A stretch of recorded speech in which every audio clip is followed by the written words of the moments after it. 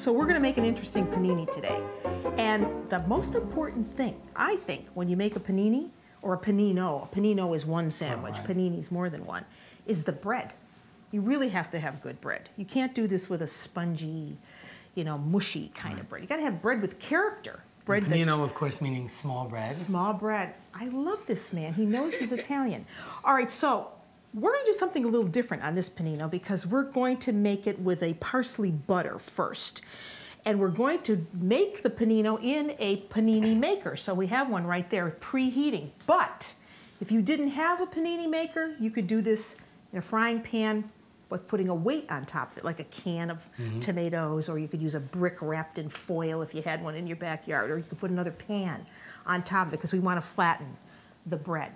So let's start out by making the parsley butter. You could do this with other herbs, but here we have flat leaf Italian parsley.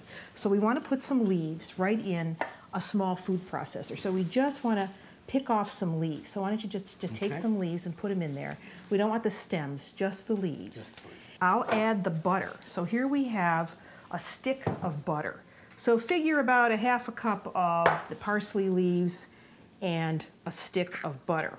Put it right in this small little food processor. Now we have parsley butter. See how nice that looks? Looks great. You could use basil. You could use a combination of herbs if you wanted to. So let's take this out and put it back in that little dish. So we're going to cut that.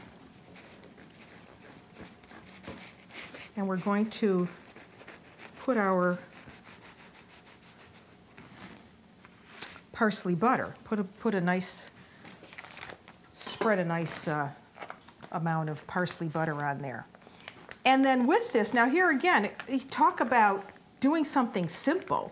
You go to the store and you buy this already pre-sliced. We're using Mortadella today, which is another important Italian pork product that comes from really the region of Emilia-Romagna. Oh, yeah. And here you see it with little flecks of lard in it. This is the true bologna. This is the true bologna from Bologna. Cut up some of that cheese, some thin slices of cheese. Now that cheese that we're using is a Fontina cheese. And this is a cheese that comes from northern Italy, from the Val d'Aosta. It's a cow's milk cheese. It's a semi-soft cheese. And depending on when you get this cheese from the spring or the fall or the winter milking, it has a very different flavor. But it's a great melting cheese, so it's perfect for this. I think you need a little bit more cheese. Okay. And that's all there is to this particular kind of panino. So now we're just going to close it up. And now we do the fun part. The fun part, which is we have preheated our panini grill. So it's nice and hot, right?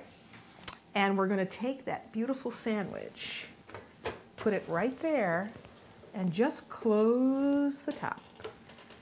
And now this is where we have to have a little patience. So while that is grilling until the cheese is nice and oozy and melty, and the bread is nice and crusty, and I can see that you can't wait, why don't we go